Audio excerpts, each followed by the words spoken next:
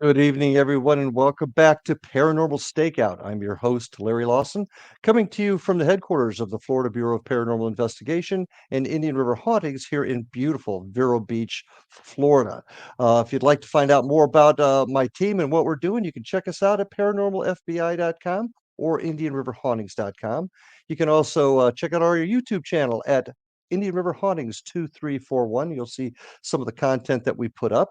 If you'd like to get a hold of me, maybe you've got some questions, some comments you'd like to make about the show, or questions you have about the paranormal, you can get a hold of me at ghostguy@paranormalstakeout.org and just send me a message there, and we'll bring it on at the beginning of each show. So, hope everybody had a wonderful Thanksgiving and they're getting all tuned up for the Christmas holidays coming. It's a lot really cold up in the north end of this country right now. We've had a little cold snap here. I think we hit the 80s today, but it's been in the 70s and 60s here recently. I know my friends up north are going to shoot me for that comment.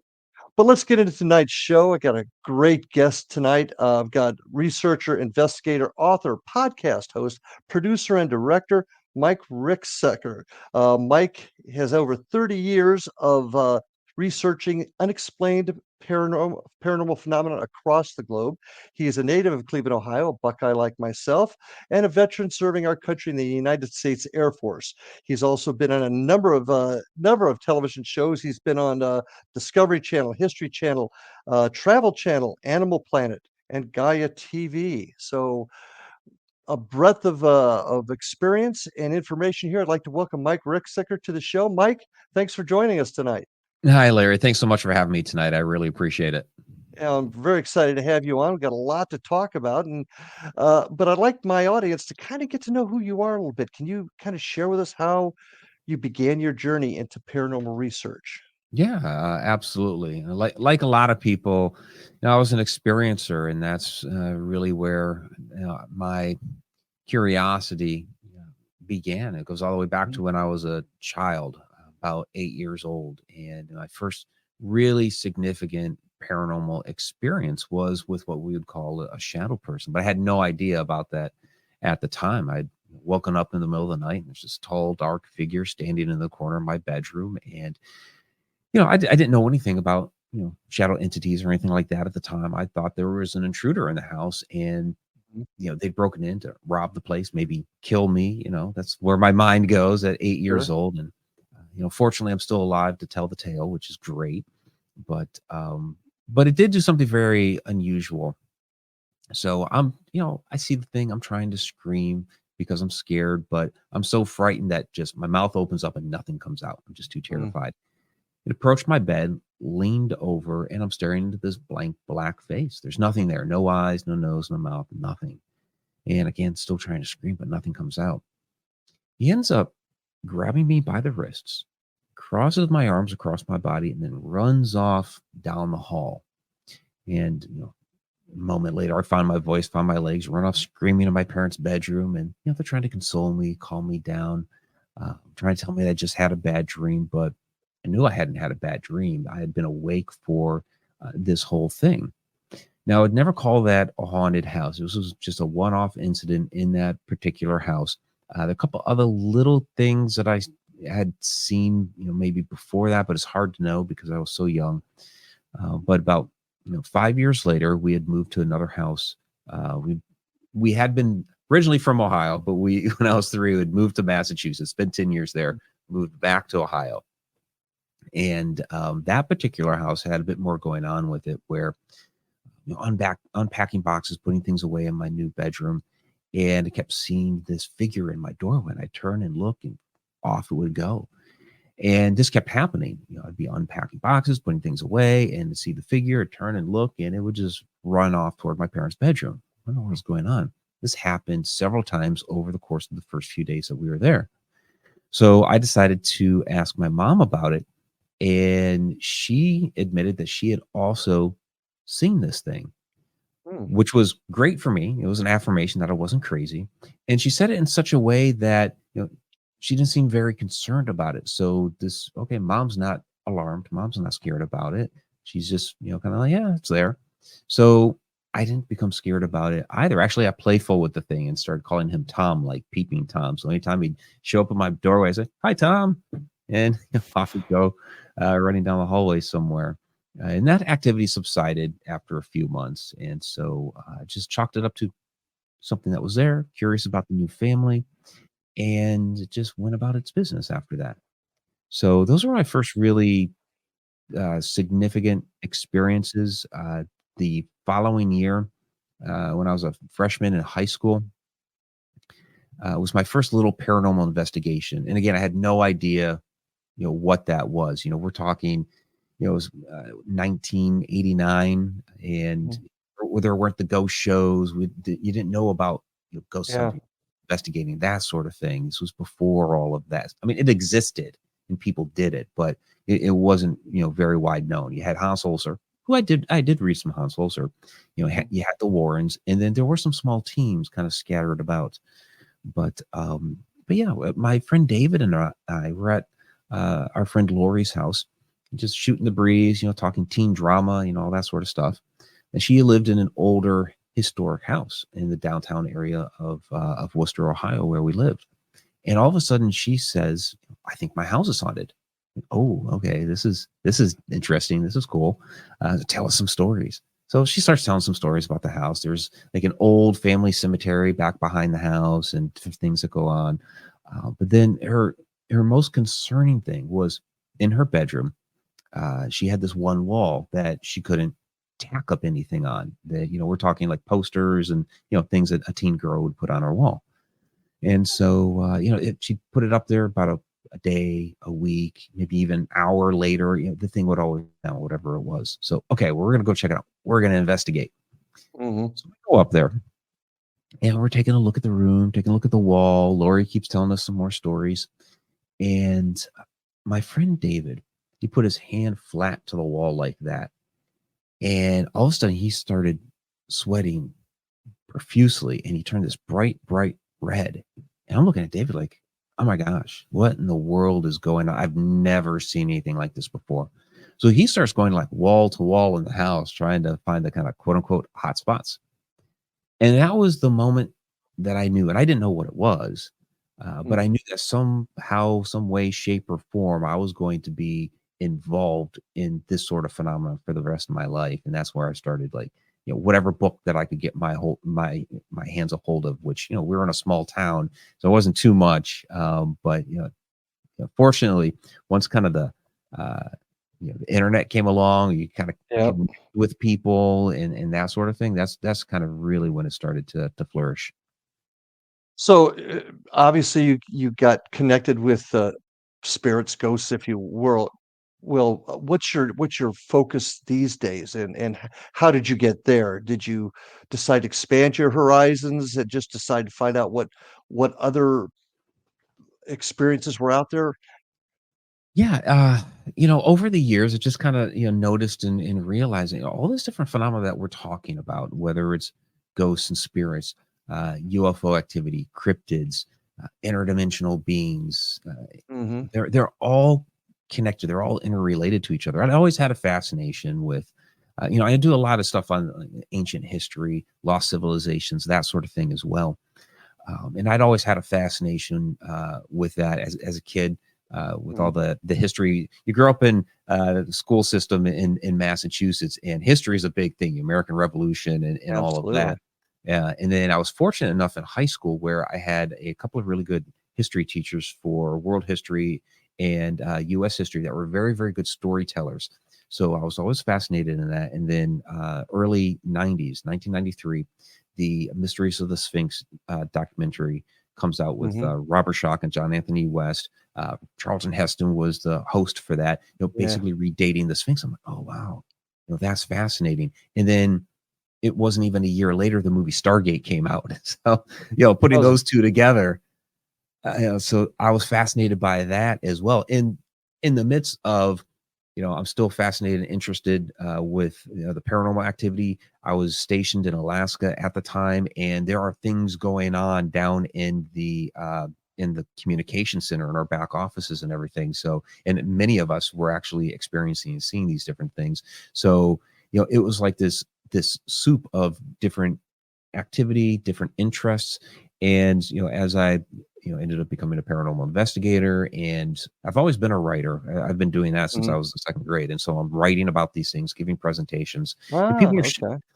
people are sharing their experiences with me. We're experiencing things on investigations. I'm talking with people at different events and realizing there are a lot of similarities between all of this different phenomena. So let's try to connect the different pieces. Okay. What fits here? And you know what I find really interesting is so many people that find themselves in this field start off as, history enthusiasts. Mhm.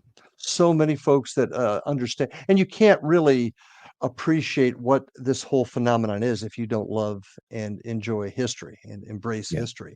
So I get it, and, one thing you have a very common thread too that you had experience as a kid, right. and I find that very, very common. My first experience was when I got in law enforcement, oddly enough. I didn't have anything really significant that I can recall happen as a kid, but you have a story very, very similar to most in that you had your first experiences when you were young and your mind probably wasn't as cluttered as it is, once we hit adulthood.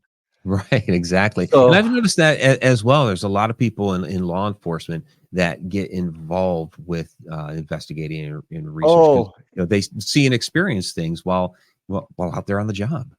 well, and what's interesting is early on, and you see a lot of this with, pilots, for example, and Mhm. UFOs, you Yeah, see and experience stuff, you don't say anything. Back when I started on the job, you didn't say anything. You just kept it to yourself exactly. because your boss would send you for a fit for duty eval.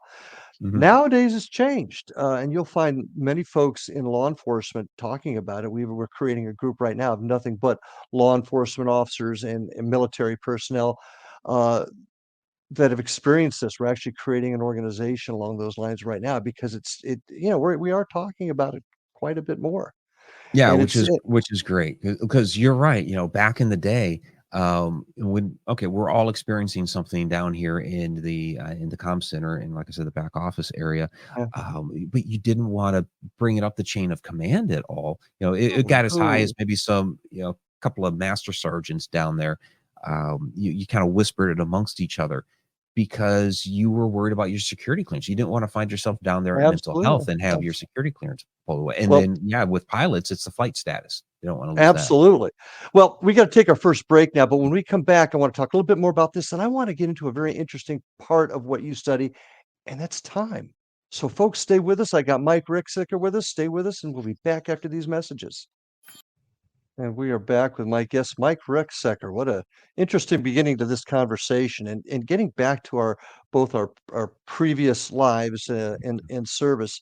It's just amazing how many of us have had things. I mean, I've read a lot of experience of those in the military, and there's a military base. I want to say it's up in Northern California or somewhere in the Northwest, where they've had a lot of interesting things happen on the base, and the military officers and enlisted men are just now beginning to speak about it.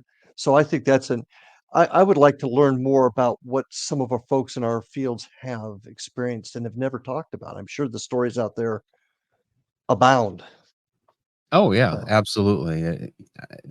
Stories people have sat on for decades, because mhm, of the stigma attached with, being an experiencer and having this phenomenon for so long. If you talked about these sorts of things, you were some sort of kook or quack.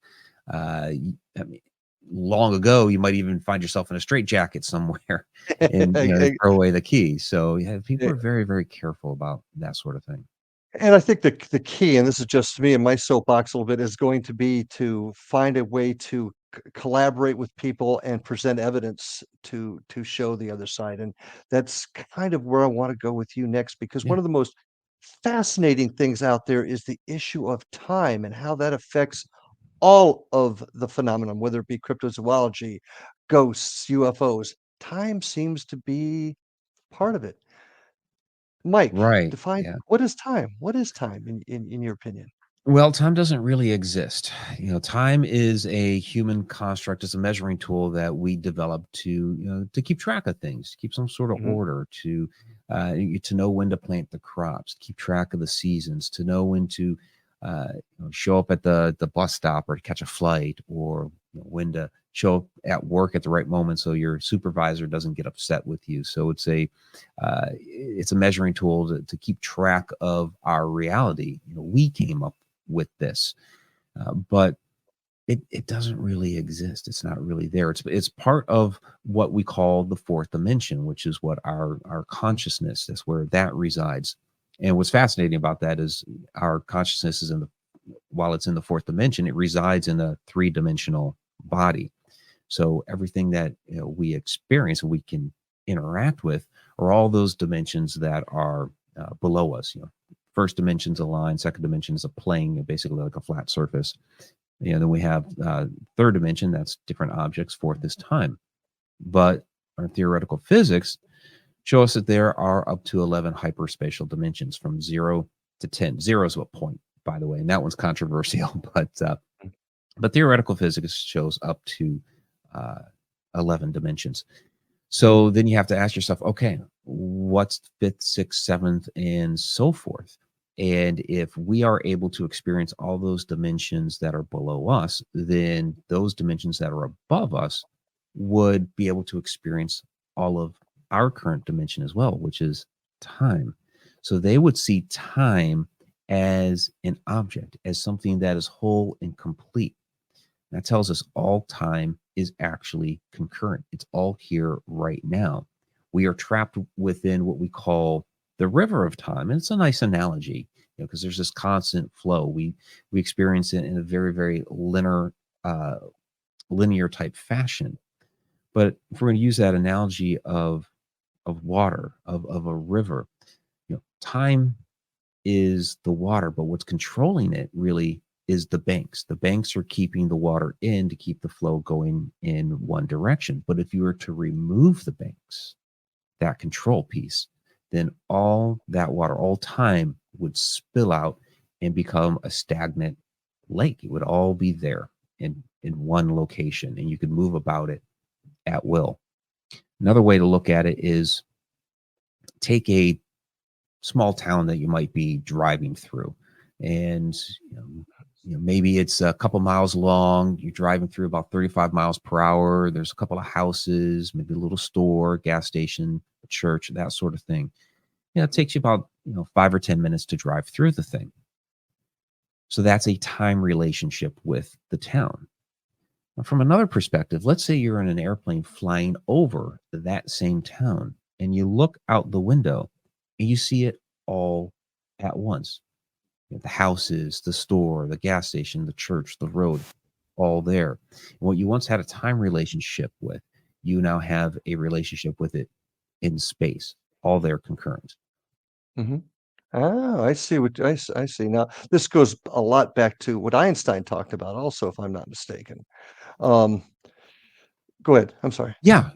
Einstein, he had the idea of what he called the block universe, that everything is concurrent like this. Mhm. And so when I started the research for this, it just honestly, Larry, it popped in my head about 20 years ago. I'm doing some investigative work, I'm doing some research, and it just kind of pops in my head. What if as people are experiencing all this phenomena, what if all time is concurrent? What if it's all there happening at the exact same moment, and we're just not seeing it at the same time, because everything is frequency, resonance, energy, vibration, and maybe Agreed. these things are happening on different frequencies. And so I went down that road, found the information about Einstein's block universe. Like, okay, Mhm. Einstein had a lot of similar ideas and concepts on this when he's talking about his space-time continuum. Where I take it a little bit further than that, though, is I have what I call stack time theory, and Okay. that you know all time is concurrent. So take where you're sitting right now. Every moment that has happened, is happening, and will happen are all right there, right now. Yeah. And each of those moments is like a photograph in this big stack of photos. Two of those photos or two of those moments on occasion will resonate at the same frequency for a moment, because again, everything's frequency, resonance, vibration. They'll resonate the same frequency for a moment and will bleed into each other. And that's where we start seeing things we might think is a ghost or some sort of haunting. We might Okay. see, like the Victorian woman, and while. But then she turns and looks at us and reacts to us as if we're the ghosts. And so that's more of what we'd call a time slip. I see. Now, and when those dimensions sit next to each other, the only issue I have with that is the stories that we have of Grandma Ann coming back and saying, "Don't worry, I'm okay in heaven." Mhm. And we've got stories similar to that. How would that fit with those dimensions crossing into each other or fading into each other? Yeah, again, you're talking about another dimension, wherever it is that we pass on to. Mhm. Call it the home world. We want to call it heaven, whatever that is. Okay. It is either another dimension, fifth, sixth, seventh, eighth, one of those, or Mhm. it is something even further beyond. We get into the idea of a simulated universe. Well, the dimensions would be a part of that simulation, but the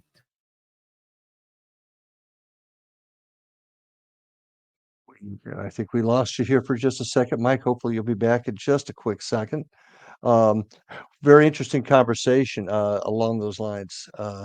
I had an interesting conversation with my mother-in-law today about heaven.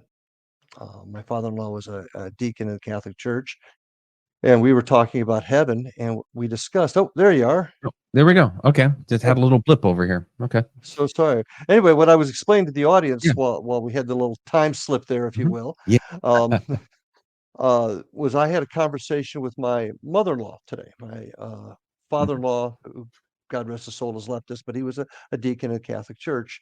So my mother-in-law and I have these philosophical discussions, and she got talking about purgatory today. I'm Baptist by background, and we got talking about purgatory and how that is a place where the soul goes to get cleansed before uh, going on to heaven. At least that's what the theory is. But my question to her was, could that just be a dimension? Is heaven a dimension? Is purgatory a dimension that we pass through? And is that where the stories come from because of people that have experienced that crossing of dimensions? yeah, Thoughts? absolutely. Yeah, it could certainly be another dimension. And what's fascinating about this? I mentioned simulated universe a moment ago, and so many of our ancient religions talk about this. They just don't use the word Mhm. simulation, but they talk about if you go down the route of reincarnation. We come from someplace, we come down here, we live out of life, learn some lessons, pass away, go back up, and then we recycle back through it again, like we're logging in and out of some sort of program. Like you Mhm. mentioned, moving through purgatory, moving to heaven. So you're here preparing for another world, for these other worlds beyond. So they could be other dimensions, they could be other universes, something that's even further beyond this sort of thing. And Mhm.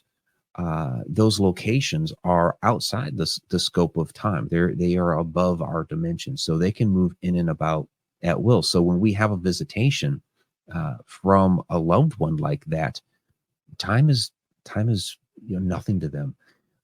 They've already passed into that to that other dimension. They've left this one, even if we talk like ghosts and things like that. Okay, that is Mhm. the consciousness. That's the soul outside the body.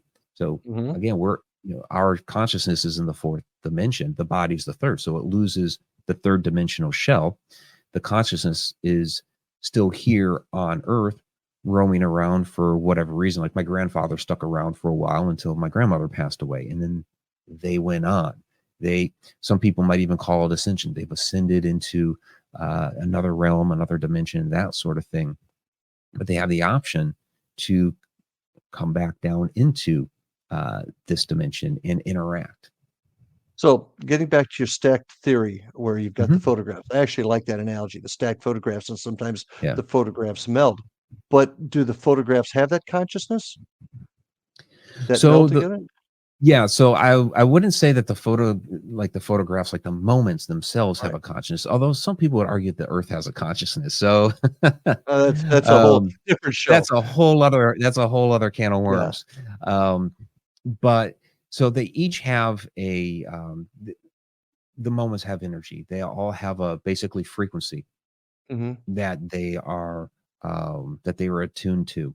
And sometimes those frequencies will basically tune into each other and you'll get Okay. a glimpse of that. Sometimes you might actually tune into yourself at another moment. Doppelganger. And we have the doppelganger incidents, and they're We'll not talk about that in a few yeah, talk about that in a few exactly. minutes. Yeah. Um, but what I want to get at here is we're talking and we're just about to take our next break, but I want to give this let you chew on Mhm. this a little bit while want to take our next break. You have the photographs that may meld and we may see another moment in time coming through, but then we've got that consciousness coming through saying, "Hey, it's Aunt Katie. I'm back. I just want to let you know I'm okay." How what I'm not sure I understand the difference between that energy and those photographs melding, if you want to use that analogy. Yeah, so Aunt Katie, But who's already passed away. before we get into that, we gotta take All our right, break here. So chew on that a gotcha. little bit. Okay. When we come back, I'll have you answer that question. Folks, stay with us. Mark Ricksecker, interesting conversation. Don't go anywhere. So we're back with my guest, Mike Ricksecker, and we're talking about time. Now, I cut you off before you had a chance to answer that question, but I gave you a couple seconds to think about it. What do you think? What's Yeah, so in that situation, Aunt Katie, who's already passed on, Mhm. is is outside of time. So take like okay, us right now. I have a desk in front of me and say, all those photographs are stacked up in front of me right now, and I'm Aunt Katie. I could pick and choose where on that stack I would want to go. So if I want to go see, Mike in 2023, well, that's this photo in this stack, and I access that. So the conscious we'll just use the term consciousness Mhm. for definition here, has the opportunity to pick and choose when they're what dimension they go back to visit or where they go back to visit. Correct. Yeah. Okay, all right. We mentioned a word that I found interesting, and I first heard it. Oh God, it was an old TV show. First heard the term doppelganger. Mhm. It might even have been Star Trek, now that I think about it, way back when, but that whole concept of a doppelganger or seeing oneself again has always been fascinating to me. Is that actually a rift in time? You mentioned it briefly, but I'd like you to kinda talk about that some more. Yeah, I think more of what we're experiencing here are time slips that we are actually experiencing ourselves at another moment in time. The word doppelganger is a German word, means double walker, and because people were experiencing seeing themselves or seeing a person walk into a room one moment, and then a minute later that they go again, the exact same thing happening. Mhm. The Norse tradition called those Vartigers, but the more common name is the German doppelganger. And over time, as people didn't understand the phenomenon, there was legend and lore and things like that placed on top of it. So it became like this whole evil twin sort of thing. But when you actually look at the stories, now I'll give a couple examples. It seems to be more of a time slip. So one of the more famous stories, do a Google search on doppelganger, you will find the story of the famous poet Goethe. Uh, and he recounted this in his book Dichtung und Wahrheit, or in English, Poetry and Truth. And he was on a road one day walking toward Dressenheim, which is town in Germany. He's having an affair with a young woman there, and he's lost in his thoughts as he's walking down the road. And all of a sudden, he notices on the other side of the road, walking the opposite direction, was this man in a gold trimmed gray suit. And so as he turned to get a better look at the guy because he thought the suit was interesting, the man just disappeared into thin air. It's like, what in the world was that? There's nothing to be done for it. The guy completely disappeared. So Goethe continues on his way, but notes it in the back of his mind. But a couple of years later, he's kind of forgotten about the incident.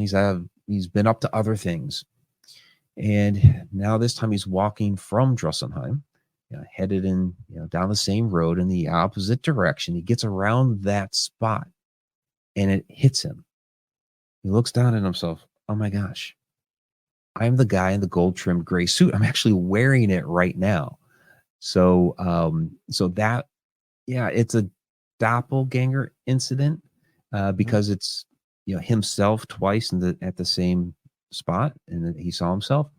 But to me, it's a time slip, and because he saw himself, a couple years later is what it was. And I think what happened here We're talking frequency, energy, Mhm. vibration, that sort of thing. He Yep. had been in kind of a partial meditative state, being lost in his thoughts, or today we call it zoning out, right? We do it all the time, which is not a good thing. When we're like driving down the road and we get lost in our thoughts, we zone out a bit and we miss our turn, or we miss our exit. Yep. Doctor, I got to go back and get that exit. It's a type of meditative state. And I believe what happened is he had gotten to that little bit of a meditative state there. And when he entered that area, he was able to tune into his own frequency there at another moment in time. And he caught a glimpse of it. And as he noticed this individual over there, which eventually figured out to be himself, and turned to get a better look, he broke that meditative state and then lost the image of himself. In that meditative state, he literally traveled between dimensions, for lack of a better word, and saw himself. Yeah, it ended up being like this bleed over of two different moments in time. Yeah. One of my favorite stories on, time slips was, and, oh, the names now escape me, but it was, 2 young ladies that were in France, and they went to the, not the Yeah. Louvre, but, the garden. Versailles. Versailles, Yeah. thank you very The much. Versailles time And slip. Yeah. yeah, and that's probably one of my favorite stories, but that isn't so much them seeing themselves as much as it is traveling to a different dimension, but from Right. what you're describing, it's basically the same theory. It's very similar. Yeah. So Mhm, instead of tuning into their own energy and their own frequency, they basically had tuned into a moment out of it was around the time of the French Revolution. Now, these were mhm, uh, two highly educated school mistresses. They were each running uh, universities at the time, which was really unheard of, back then at that time. mhm, These were two, pioneers in their field for women. And the one, it was Eleanor Jourdain and Annie Moberly, and I'm going to forget which is which, but the one had invited the other to France because they were going basically team up to run the one particular school. And so they're getting to know each other and went to Versailles just as an afternoon. Let's go down there. The one had a flat in Paris, and they mhm. decided to go down to Versailles. And so it was just an afternoon stroll in the gardens there, and they saw this whole scene play out before them, where again it looked like something out of the French Revolution. Mhm. And, I had a guest on, a few weeks ago that experienced something similar in a little town of, Stuart, Florida, where herself and another friend walked out of a restaurant, and they were in another time, and Mhm. it stayed like that for a few minutes, and then it snapped back. It's easy to say they're crazy. It's easy to say that, Yeah, and but it keeps happening. it does. One of my favorite stories is from the house that we call the Conjuring house now, the farmhouse in Harrisville, Rhode Island, where that Mhm. was the first Conjuring movie was based off of. Right. Now, what happened there during the haunting of the parents was 10 years time, and so it's very very different than the movies. And I'm very good friends with Mhm. the family, but Andrea and Carolyn will say of all the things that happened there at the house, all the crazy things. The thing that was the most fascinating was one evening. It was just after the seance that had gone bad with the Warrens, Right. Mhm. and uh, Andrea was up doing some homework, and Carolyn had woken up. She hadn't eaten dinner that night. She asked Andrea, "Can you reheat some of that stew and put on a short pot of coffee?" So Andrea's like, "Okay, yeah, I'll go take care of that." Carolyn's sitting in the parlor area, looking out into the dining room, which is the area where the seance had gone bad. And all of a sudden, she sees morph into existence there in that room is a family like out of the 1700s. You have a woman cooking over an open hearth, which at that time in the 70s, uh, that fireplace had been boarded up for like 100 years. But there it is, all of a sudden, a raging fire. There's a woman cooking over it, a couple of kids running around, and two gentlemen sitting at a table there with pewter steins. And they turn and they look at Carolyn and they see her sitting there because one nudges the other and says, "Hey, would you look at that?" And points over there at Carolyn as if she was the ghost. And then the moment kind of subsided there. But yeah, of all the crazy things that happened at that house, like that's the most significant because you had the future looking at the past and the past looking at the future. And that does beg an interesting conversation on time travel itself. Mhm. Do you think we're ever going to be able to create a tool, a mechanism that will allow this free travel between? Yeah, so given all of these, different types of accounts, I think real time travel is going to have more to do with the consciousness, with the mind, than Mhm. something like a DeLorean and a flux capacitor. I don't necessarily believe it's going to be a machine that will do it. I think if we can, you know, going with this idea that we are essentially tuning into these different moments, we're tuning into these different frequencies, either see ourselves, to see another moment. I think if we can learn to control that, then we will be able to stay within that moment for longer periods of time. And I hearken back to the movie Somewhere in Time, starring Mhm, Christopher Reeve and Jane Seymour. I mhm, think the writer Richard Matheson was really onto something there, and for his research with it was originally a novel and then developed into the movie.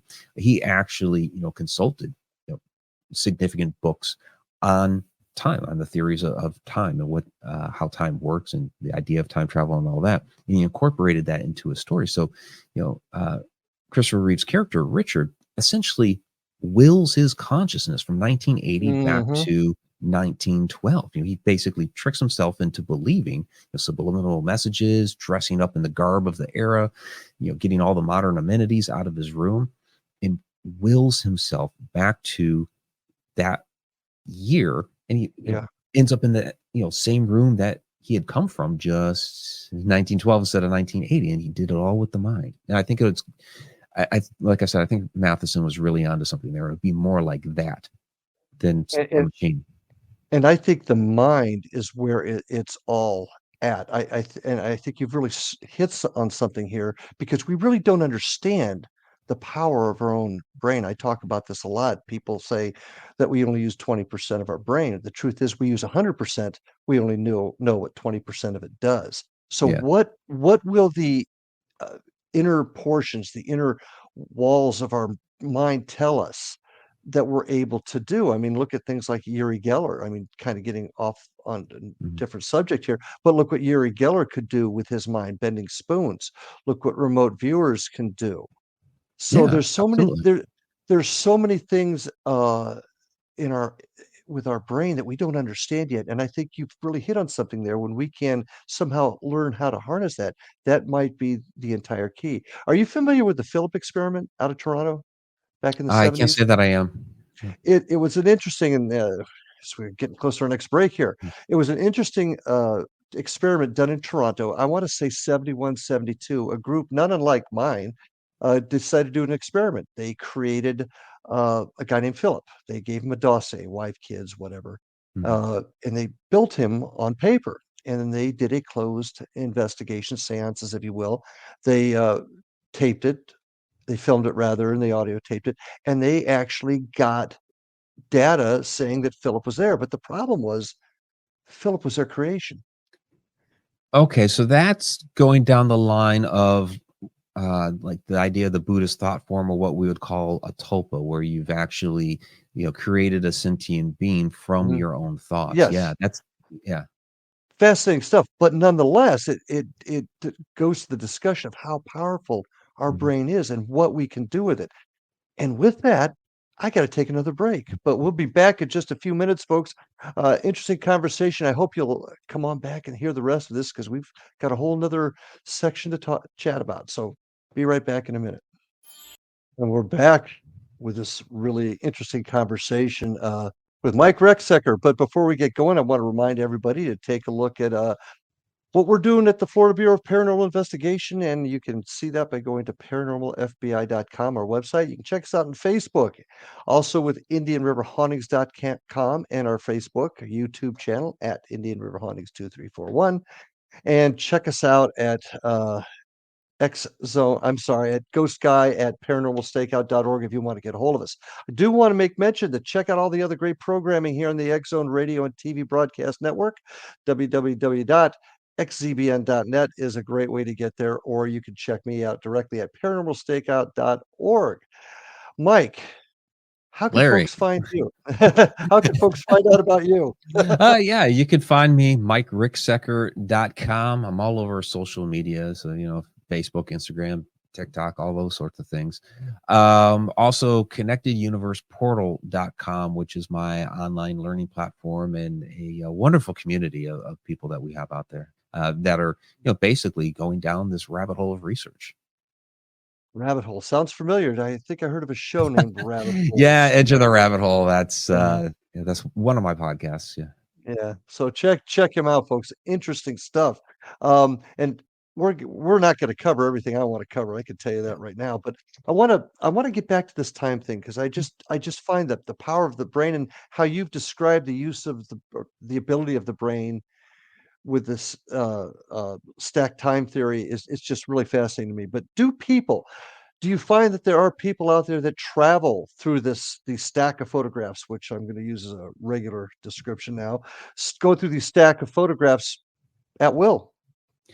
I Just think I think there have been people that have figured that out. Maybe it's people from the future that have figured it out. I think our ancients knew how to do this Mhm, long ago, way back in the day, and that's one of the functions of the stone circles, or even the pyramids and mhm, these sorts of things in ancient Egypt. I have a whole Stargates of Ancient Egypt tour where we go to these locations that are designated as actual Stargate locations there in Egypt. And the question is, okay, where did they go? Did they go to some other place in the cosmos? Did they go to another place on Earth? Did they go to another point in time? All these options are there on the table. So, yes. um, This Stargate tour, is this a physical tour you take, or do you yeah, do it online? yeah, this is Wow. a physical tour. We go to Egypt. We're going April 16th to the 28th in 2024. That's it's an annual tour that we do, and we hit. It's 12 days. We hit so many of the different temples. Of course, the pyramids. We have 2 hours, just our small group to ourselves in the Great Pyramid of Giza. The whole thing's opened up to us, which is wonderful. So yeah, there's a lot of 4 day Nile cruise. No, Oh, wow. it's a Well, great time. Yeah. okay, I have to check that out myself. How does this how does this connect with the Mandela effect? That's something that's been very Yeah. popular and discussed about a lot, in recent times. How does this connect with the Mandela effect? And what is the Mandela effect for those that don't know? Yeah, the Mandela effect is this idea that essentially something's been changed in the timeline. That there are large amounts of people that remember something from the past, uh, all of them remembering it identically, but yet when you actually look into the past, then it's no, that's not the way it was. And this came about. We call it the Mandela effect because when Nelson Mandela passed away in 2013, there were a ton of people that had this memory of him passing away when he was incarcerated back in the 80s. And so Fiona Broom is the one that coined this term and did some research on this. And there's a lot of these different things around where a lot of it is branding centric. So like the Fruit Christine of the Looms, Bears. Yeah. yeah, Berenstain Bears, Cornucopia, and Fruit of the Loom. Fruit Loops was, had a different spelling, Oscar Mayer, all these different things. Now, I do believe that many of these things are related to something. Yeah, something was changed in the timeline. Now, that doesn't mean somebody from like 2285 is going back in time to change the spelling of Fruit Loops. It's too trivial to do that. I think they're going back, and they might just be to watch and observe, or maybe they're gathering some sort of resource, and there are repercussions, a ripple effect, like the butterfly effect Mhm. that's happening. Some uh, unbeknownst to them, repercussion happens because of one little thing that they did over here, or maybe they crossed the street and the car was turning, had to slow down, and that just had this cascading effect over so many other things. You just don't know. So Mhm. I think it's a result of time travel activity and just these repercussions that we didn't know were going to happen. So time travel is occurring now. That's kind of what I'm Yeah, hearing from you. Yeah. That's interesting because you hear so much, especially on the internet, and everything on the Well, internet's is truthful. Uh, well, yeah, of course. Well, I think it's because we have this preconception of what time travel is supposed to look like. You go back to H.G. Wells and the Time Machine. You could go to, of course, flux capacitor and a DeLorean. We always think it has to be like, this machine, and machine. it's using, gigawatts of energy, and and our physicists will say, well, it's possible if you had the right amount of energy, if you harnessed all the energy of the sun. Well, yeah, if you harness all the energy of the sun on the planet Earth, you're going to destroy the planet. Or they'll say, well, you could, slingshot yourself around a black hole, and around the black hole, space and time works, differently, bends time, and it's like, yeah, we're not getting to a black hole anytime soon. So they put these ideas out there that are we just can't physically make happen right now at all.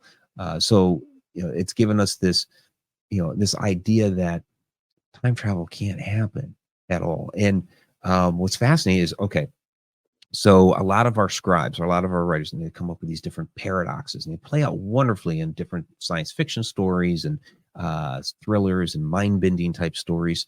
Uh, Many of them use like the grandfather paradox, which we saw in Back to the Future. You go back in Mhm. time, you do something to disrupt your own birth, and you'll disappear. And the academia will say, well, that's just a storytelling device. Yet in the 1980s, there was a proposition, it was the Novikov consistency principle, and with this, it basically stated that time travel could physically be possible, but you couldn't change anything because the math wouldn't come out to zero. It would change the remainder in the equation, and that just wouldn't jive. So you could go back in time, but you can't change anything. So two physicists, uh, Kip Thorne and Joel Polchinski, are having this discussion. And so Polchinski throws out this idea to Kip Thorne. He's like, well, if you take a billiard ball and you use the Einstein-Rosen bridge, a wormhole, Mhm. we can talk about Einstein-Rosen bridge and a wormhole, because this is something that we already have established in our theoretical physics. So if we take this billiard ball and we shoot it through this Einstein-Rosen bridge, and we set up the bridge so that the exit of it is just before the billiard ball goes into the wormhole, and it knocks the billiard ball off course, then you've changed time. And they call this Mhm. the Polchinski paradox. Right. The thing is, though, if you look at that, how is that different than the grandfather paradox? You've gone back in time and changed this outcome from occurring. Instead of killing your grandfather and preventing your birth, you Mhm. are knocking the billiard ball off course to prevent it from going into the wormhole to begin with. It's the same thing, but we can talk about it because we're physicists and we're Right. using the And Einstein-Rosen Einstein, bridge. sure. Yeah, Yeah. so Now, I find that so how humorous. that is actually, watch a show called, I don't know if I can mention it, but I'm gonna Bodies. It's, on one of the streaming channels.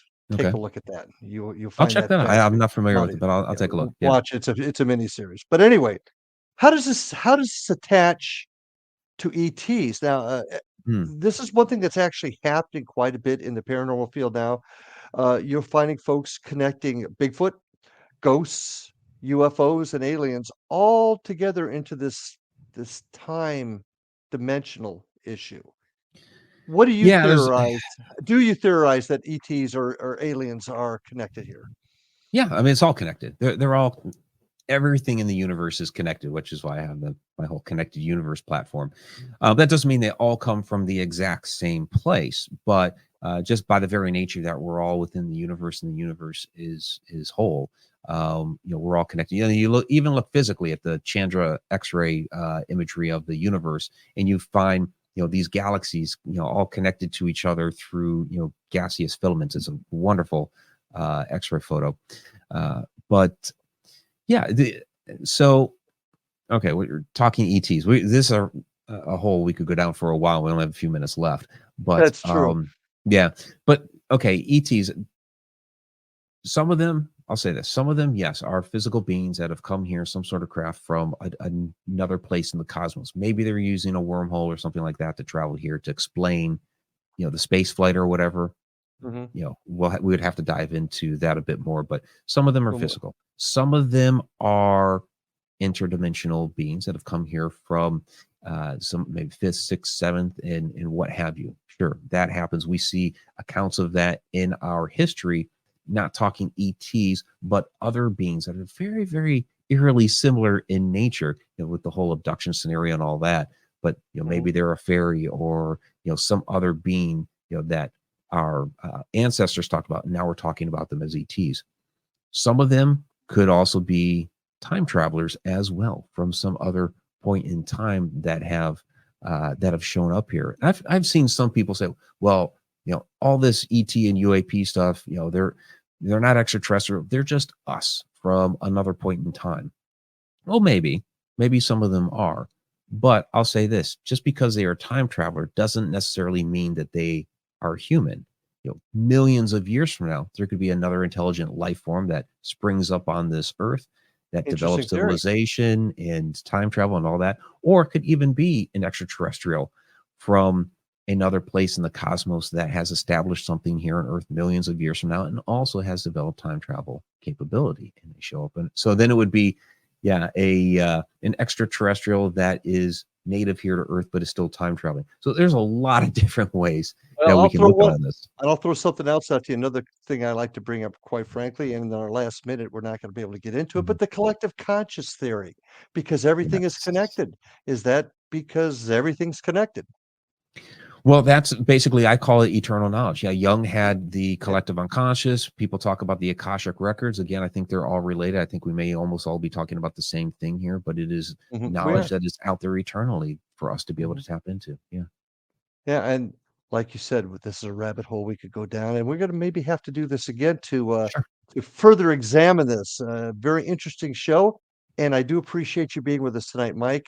Thank you so much, and stay safe. And folks, we've come to the end of our show tonight, so I want to thank all of you for joining us tonight. Please check us out on the X Zone Radio and TV Broadcast Network.